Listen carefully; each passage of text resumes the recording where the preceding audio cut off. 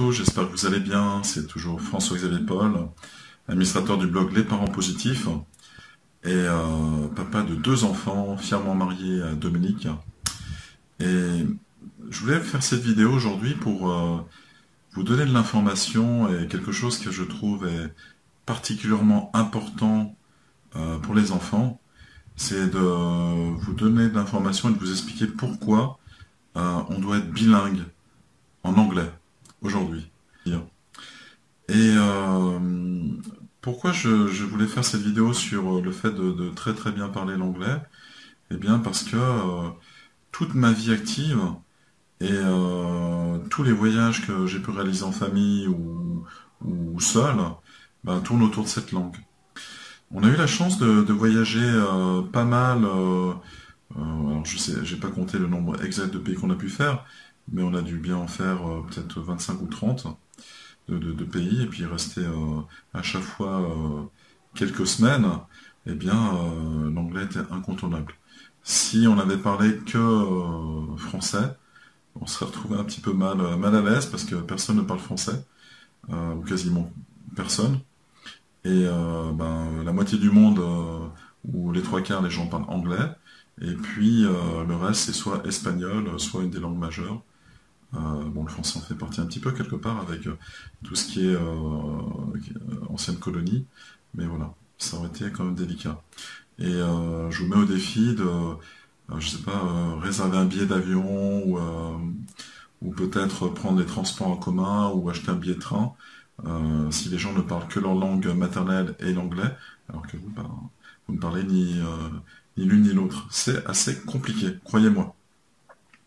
Donc la première raison, c'est si vous aimez voyager, l'anglais à un moment ou à un autre est incontournable. Première des raisons. La deuxième des raisons, c'est si vous êtes dans un poste à responsabilité, si vous travaillez dans un domaine où vous commencez à prendre des fonctions de plus en plus importantes, tôt ou tard vous allez être bloqué si vous ne parlez pas l'anglais. C'est évident. J'ai eu la chance de travailler dans plusieurs pays pendant des années.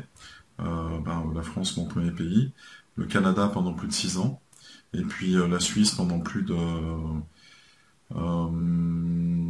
7 ans maintenant, donc comme consultant et comme formateur. Et si je n'avais pas parlé anglais, je n'aurais même pas été embauché. Mon CV n'aurait même pas été en haut de la pile, et j'aurais même pas pu avoir une entrevue tout simplement. Donc au jour d'aujourd'hui, j'ai formé quelques milliers de personnes, j'ai été en consulting dans des très très grandes entreprises, et là, vous en êtes certainement conscient, l'anglais c'est la langue qui est parlée tout simplement. Donc au niveau du travail, l'anglais est la langue incontournable. Donc plus vite vous prenez conscience de ça, plus vite vous allez développer ça auprès de vos enfants ou auprès de vous-même tout simplement, vous allez vous former à l'anglais. Alors l'anglais ça peut faire peur, mais je peux vous garantir que c'est pas une des langues les plus difficiles au monde. Et une des meilleures stratégies pour bien maîtriser cette langue, c'est d'être en immersion. C'est-à-dire, vous voyagez, vous passez quelques semaines à l'étranger, au lieu de vous mettre avec des gens qui parlent le français, tout comme vous, mettez-vous, je sais pas moi, au milieu d'une ville et puis rencontrez des gens qui parlent l'anglais, etc. Tout simplement. Pas avec les compatriotes, mais avec les gens locaux. Et ayez ça à l'esprit comme une sorte de travail à faire, avec du plaisir, bien sûr, d'essayer de parler quelques mots à chaque fois, puis d'augmenter votre vocabulaire, et puis de vous faire comprendre. Une chose aussi qui est importante, c'est vraiment, j'ai appris ça au Canada. Au Canada, à l'époque, on m'a demandé si j'étais bilingue français-anglais. J'avais dit, non, je parle anglais, je l'ai appris à l'école, mais je m'estime pas bilingue, je rêve pas en anglais, je lis pas tout en anglais, je traduis quand on me parle vers le français, donc je comprends pas instantanément les choses, enfin je ne comprenais pas instantanément les choses, donc pour moi j'étais pas bilingue. Alors, la personne à l'époque, elle m'avait mis très à l'aise, elle m'avait dit non, bilingue pour nous c'est quand vous parlez on peut vous comprendre, et quand on vous parle vous pouvez comprendre. Ça c'est la définition canadienne du bilinguisme. Donc ça m'avait vraiment rassuré et j'avais pu progresser très rapidement dans la langue de Shakespeare. Pour l'information, j'avais été embauché dans un centre d'appel où 95% des appels étaient en anglais, et en 2 mois, mon niveau d'anglais et ma prononciation surtout avaient fait un bond gigantesque. Les gens me comprenaient et puis j'étais capable d'avoir des conversations assez longues sur différents sujets avec les clients, et ça allait très bien. Et puis je vais, peut-être pour une sorte de bonus, vous donner une troisième raison pour laquelle vous devez vraiment maîtriser la langue anglaise.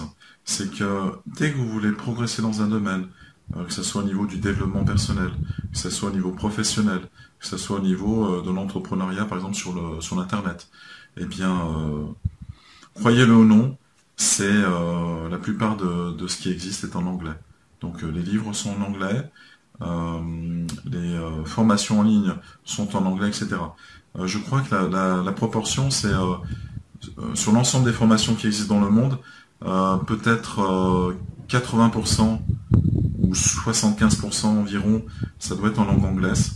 Vous avez, suivant les domaines, une bonne partie en espagnol, et le reste, ça doit être en français. Donc je dirais peut-être 15% en espagnol et puis 10% en langue française. Parce que la France, des fois, elle a un petit peu de retard par rapport aux choses qui se font aux États-Unis, entre autres, ou au Canada, tout simplement. Et donc le temps de traduire tout ça, avec ça, la matière est déjà dépassée, donc on traduit pas tout tout de suite, et on n'a pas non plus un marché phénoménal quand on y réfléchit bien, par rapport aux anglophones. Voilà, donc vraiment, si vous voulez progresser dans votre vie active, ou dans votre vie touristique, et si vous voulez que vos enfants aient vraiment une longueur d'avance, ayez ça à l'esprit. L'anglais est incontournable, indispensable. Et plus vous voyagez, plus vous développez au niveau personnel et au niveau du travail, et plus vous réalisez ça. Donc, gagnez du temps, apprenez l'anglais, encouragez vos enfants, et puis mettez le paquet sur l'anglais. Peut-être moins sur le français, peut-être moins sur les mathématiques, ou des choses, vous savez, on apprend ça à l'école, puis ça ne nous sert jamais dans la vie qui vient après. Mais vraiment, mettez le paquet sur l'anglais. Et puis, si vous avez encore un peu de ressources, mettez le paquet sur l'espagnol, parce que là vous avez accès aussi à énormément de monde, énormément de choses qui bouillonnent. J'ai eu la chance d'étudier l'espagnol pendant 12 ans, j'ai eu la chance de voyager dans des pays hispanophones, et là aussi il faut mettre le paquet. Et aujourd'hui je vous parle en direct de Lanzarote, qui est une des grandes îles situées dans les Canaries.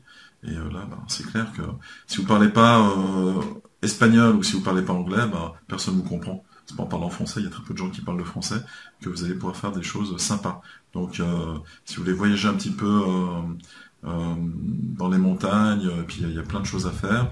Si vous voulez, je sais pas, ne serait-ce que commander un massage, parce que vous avez envie d'un massage aujourd'hui, si vous parlez pas les deux langues, ou l'une ou l'autre, ça se fera pas, quoi, tout simplement. Donc voilà, si vous voulez du confort aussi dans vos voyages, parlez au minimum l'anglais, et si vous avez du temps, apprenez une autre langue par-dessus, ça vous servira toujours. Voilà, c'était ma pensée du jour. Si vous l'avez aimé, juste mettre un gros pouce bleu en dessous, parce que ça compte.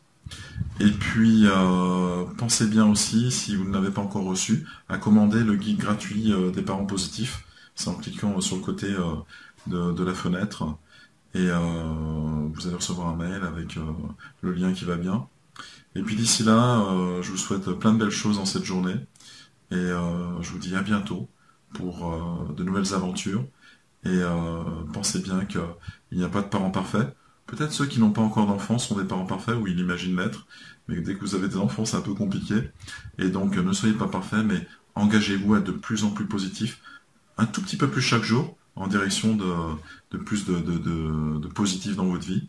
Et c'est juste ça, voilà. Et c'est la raison de cette vidéo et puis du site Les Parents Positifs. Je vous dis à bientôt. D'ici là, portez-vous bien et soyez positifs.